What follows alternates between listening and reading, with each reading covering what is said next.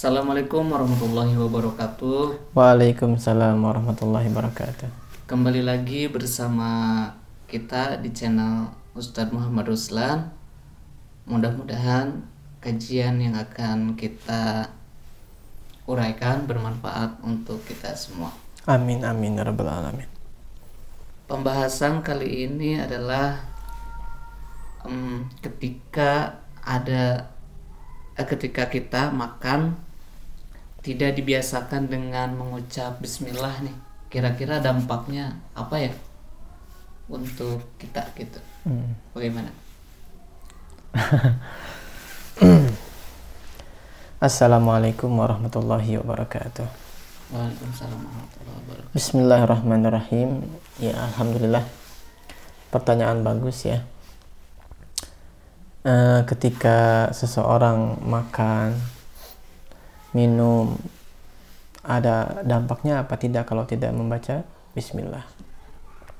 Kalau kita lihat dalam hadis Nabi Muhammad SAW, ya, kullu amrin dzibalin la yubda'u fihi bi bismillahirrahmanirrahim bahwa aqta fi riwayatin abtar wa fi riwayatin ajdam. Di situ maksudnya qalilul barokah. Kalau kita makan tidak baca bismillah, minum tidak diawali dengan bismillahirrahmanirrahim, itu di situ sedikit berkahnya. Bahkan kalau kita lihat dalam hadis lain mah, kalau seseorang makan tidak baca bismillah, setan ikut makan. Minum tidak baca bismillah, setan ikut minum. Ya. Terus dampaknya apa dalam kehidupan sehari-hari? Itu dampaknya itu ya yang kelihatan ya. Biasanya ya seseorang itu kalau dia tidak memulai dengan bismillah, dia biasanya agak sedikit kena candu gitu, candu. Ya. Kalau misalkan dia katakanlah makan A gitu ya, makanan A atau minuman A atau minuman B gitu ya, dia nggak baca bismillah, itu suka besoknya itu dia kalau nggak ada tuh nyari gitu, dan harus gitu ada semacam itu, kayak udah apa ya ya kepancing gitu, pengen lagi gitu, Pengen makan yang sama gitu, harus lagi gitu.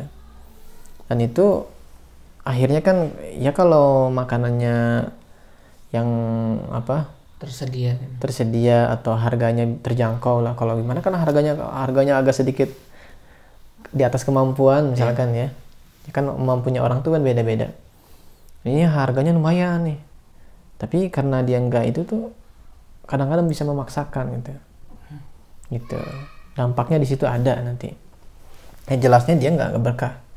Ya qalil barokah, tidak berkah bagi orang tersebut.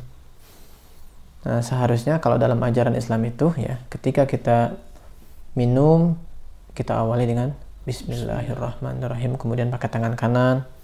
Ini contoh minum ya. Bismillah gitu ya. Bismillahirrahmanirrahim. Kemudian alhamdulillah gitu ya. Ala kulli hal itu mesti kita perhatikan dalam kehidupan kita sehari-hari. Dan setelah minum juga ngucapin alhamdulillah, bahwa kita memasukkan air ke dalam mulut itu kan nanti Allah alirkan tuh. Kita nggak sanggup lagi sudah, ya kan? Ketika air masuk, kita nggak bisa mengatur ini air kemana ke mata sekian persen ke kuping, ke mulut, ke kepala, ke perut, ke tangan, kita nggak bisa. Itu nanti Allah yang mengatur semuanya ya. Makanya kita ada ucapan alhamdulillahirabbil alamin, terima kasih ya kepada Allah Subhanahu wa taala yang sudah memberikan kita makan, yang sudah memberikan kita minum. Makanya doanya Allahumma barik lana bima razaqtana wa qina adzabannar, ya Allah berkahilah kami. Kemudian setelah minum, setelah makan, alhamdulillahilladzi at'amana wa saqana Ya Allah, alhamdulillah, terima kasih sudah Engkau memberikan makan, sudah memberikan minum. Wa ja'alana minal muslimin, dan Engkau menjadikan aku sebagai orang muslim. Seyogianya ketika kita seorang muslim, kita jangan sampai lupa gitu ya. Kita biasakan. Ya, biasakan minum, bismillah, makan, bismillah. Setelahnya alhamdulillah. Itu paling kecil tuh. Kemudian pakai baju sama bismillah. Suka baca bismillah gak? Jujur aja. Jarang. Jarang. Nah, ini mulai hari ini kita kan ini kan mudah-mudahan kajian yang manfaat ya, yang bisa kita pakai dalam kehidupan sehari-hari. Pakai baju baca bismillah. Pakai sandal jujur aja bismillah gak? Iya. Tadi baca bismillah gak pakai sandal? Enggak kan? Sering lupa ya. Naik motor baca bismillah gak? Kalau itu mah hampir sering. Oh, baca bismillah. Kalau naik motor baca bismillah ya. Mungkin ada rasa takut kan. Ketika pakai baju mah enggak, ya kan? Terus tadi tadi ketika naik motor baca bismillah. Terus nyampe ke sini baca alhamdulillah enggak? Enggak. Nah, seharusnya kita baca alhamdulillah ketika berangkat, bismillah, nyampe alhamdulillah. Berarti kita itu apa? Ya Allah, sudah terima kasih nih. Dari mulai berangkat di perjalanan tuh selama dijaga oleh Allah. Yang jaga kita siapa? Yang jaga kita Allah.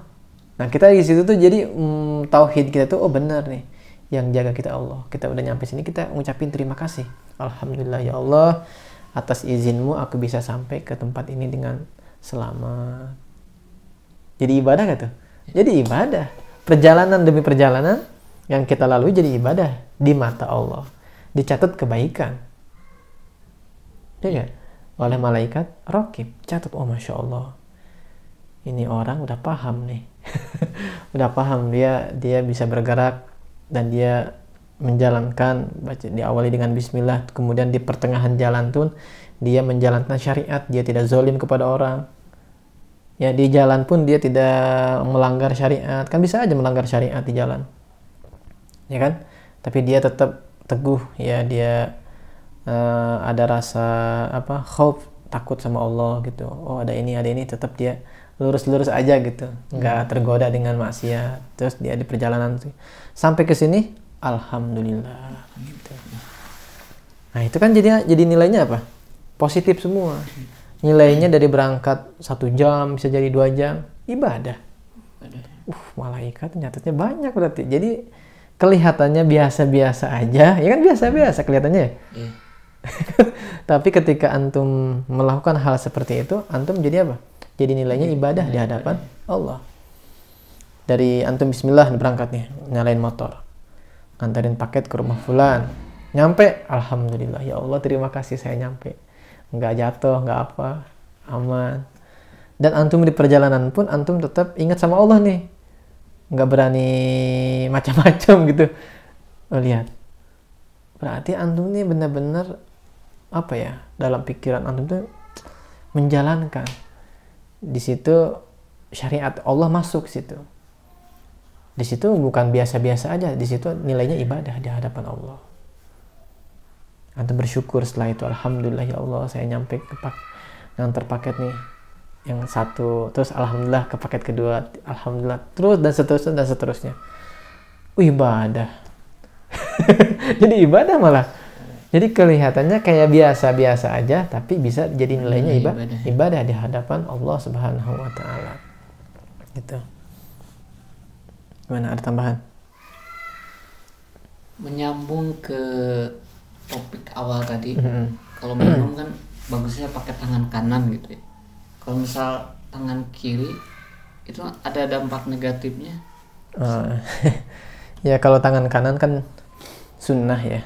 Sunnah, jadi ibadah ya. Ada nilai ibadah. Terus kalau pakai tangan kiri gimana? Dia mukhalifus sunnah, dia nggak dapat apa-apa ya. Jadi dia walaupun tidak dapat apa-apa, apakah ada dampaknya? Kalau untuk sekarang sih saya belum tahu jawabannya apa dampak buruknya gitu. Tapi yang jelas kalau disuruh oleh Nabi biasanya ada manfaatnya kalau kita jalankan. Terus kalau kita tinggalkan, biasanya sih ada yang kurang nyaman juga buat orang tersebut gitu. Ada sesuatu yang tidak nyaman gitu. Tapi Allah alam apa? Itu kan. Alhamdulillah ya. Ya. Dari kegiatan kita sehari-hari yang ringan, awalnya biasa saja, tapi kalau mengingat Allah, diawali dengan bismillah, diakhiri dengan alhamdulillah, bisa bernilai ibadah gitu ya. Ya, insyaallah. Alhamdulillah, terima kasih, sangat bermanfaat. Mudah-mudahan berkah ilmu ini bisa kita amalkan dalam kehidupan kita sehari-hari. Amin amin ya rabbal alamin. Terima kasih. Dicukupkan sekian dulu. Wassalamualaikum warahmatullahi wabarakatuh. Waalaikumsalam warahmatullahi wabarakatuh.